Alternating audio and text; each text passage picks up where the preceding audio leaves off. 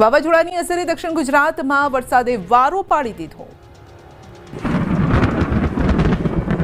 વાવાઝોડાની અસરે આગાહી મુજબ સૌરાષ્ટ્ર અને દક્ષિણ ગુજરાતમાં વરસાદે માજા મૂકી છે। દક્ષિણ ગુજરાતના દરિયાકાંઠે તો મેઘરાજાએ રમઝટ બોલાવતા સ્થળ ત્યાં જળની સ્થિતિ સર્જાઈ છે। નદીઓ ઓવરફ્લો થઈ ગઈ છે। જોઈ લો આ ગણદેવીના દ્રશ્યો। હજુ તો ગુજરાતમાં ચોમાસું બેઠું પણ નથી, ત્યાં અહીં નદી બે કાંઠે વહેવા લાગી। એટલો વરસાદ પડ્યો કે ગણદેવીના દેવ સરોવર એટલે કે દેવદા ડેમ ઓવરફ્લો થયો અને 0.05 એમસીએમ પાણી અંબિકા નદીમાં વહી રહ્યું છે। સિંચાઈ વિભાગ દેવદા ડેમના દરવાજા 15 થી 20 દિવસ વહેલા ખોલે તેવી શક્યતા છે। નવસારી શહેરના આ દ્રશ્યો પરથી કેટલો તોફાની વરસાદ પડ્યો હશે તેનો અંદાજ આવી જ ગયો હશે। નવસારીના લોકોની આંખ ખુલી તો તેમનું શહેર પાણીમાં ડૂબેલું હતું। તોફાની પવન સાથે મેઘરાજાએ સટાસટી બોલાવતા નવસારી આખું ડૂબી ગયું હતું। વરસાદમાં જનજીવન પ્રભાવિત થયું હતું। મોટાભાગના રોડ પર જાણે નદી વહેતી હોય તેવા દ્રશ્યો સામે આવ્યા। પૂર્વ અને પશ્ચિમ વિભાગને જોડતા ઓવરબ્રિજ પાસે જ પાણી ભરાઈ ગયા। 110 કરોડ રૂપિયાના ખર્ચે માર્ગ અને મકાન વિભાગ દ્વારા બનાવેલા ઓવરબ્રિજમાં પાણી ભરાઈ ગયા।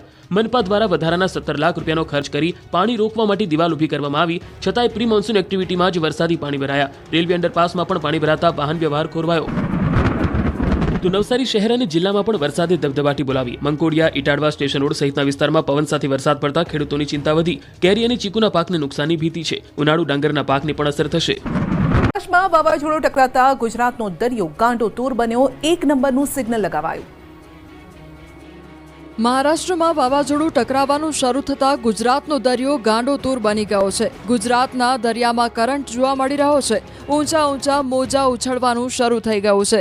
દરિયાકાંઠાના ભાગોમાં ભારે અસર જોવા મળી રહી છે।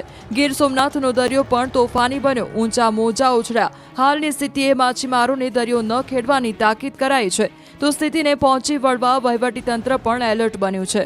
સૌરાષ્ટ્રના દરિયાકાંઠે પવન સાથે વરસાદની શક્યતા વચ્ચે એલર્ટ છે। જાફરાબાદ બંદર પર દરિયામાં કરંટ જોવા મળ્યો। દરિયામાં હાઈટાઇડ જેવી સ્થિતિ વચ્ચે 1 નંબરનું સિગ્નલ લગાવ્યું છે।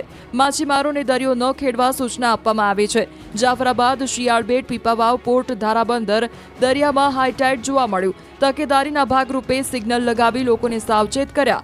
આગામી કલાકો બાદ દરિયો વધુ ગાંડોતુર બની શકે છે।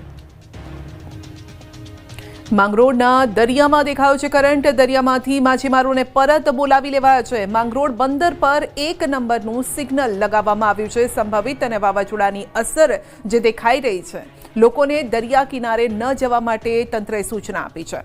માંગરોળ બંદરની 2000 જેટલી બોટ પણ પરત ફરી છે। એક દરિયા કિનારે ખૂંખાર વાવાઝોડું ટકરાયું। ગુજરાતમાં ટકરાવવાની જેની સંભાવના હતી તે શક્તિ વાવાઝોડું રત્નાગીરી નજીક ટકરાયું છે। બપોરથી રત્નાગીરી નજીક દરિયા કિનારે વાવાઝોડે ટકરાવવાનું શરૂ કર્યું હતું। 6 કલાકથી 5 કિલોમીટરની ઝડપથી આગળ વધ્યું હતું। હવે ડિપ્રેશન નબળું પડી વેલમાર્ક લો પ્રેશર બનશે। સિસ્ટમ મજબૂત થવાની સંભાવનાનો અંત આવ્યો છે। વાવાઝોડું ટકરાયા બાદ મધ્ય મહારાષ્ટ્ર તરફ સિસ્ટમ જશે। 24 કલાકમાં વેલમાર્ક લો પ્રેશર બનવાની સંભાવના છે, જેની અસરે ગોવા, મહારાષ્ટ્ર અને ગુજરાતના દરિયાકાંઠે તોફાની વરસાદની આગાહી કરવામાં આવી છે।